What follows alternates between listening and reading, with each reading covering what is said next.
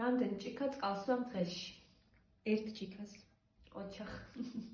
ძალიან ცოტა. წონაში რამდენი ხარ? 53.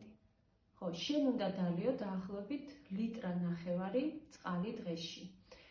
რატომ მკითხულობ ახლა ამას? აღმოვაჩინე, რომ ჩემი პაციენტების უმეტესობამ არ იცის, რამდენი წყალი უნდა დალიოს.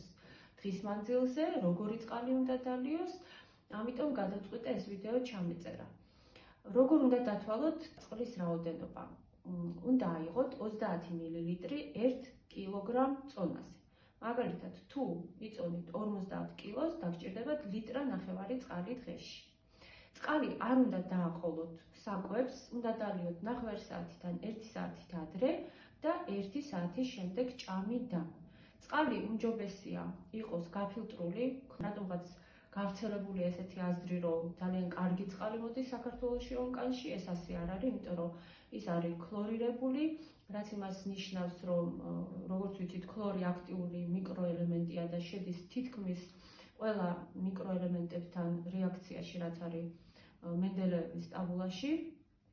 ამიტომ სასურველია წყალი იყოს გაფილტრული და გააქტიურებული.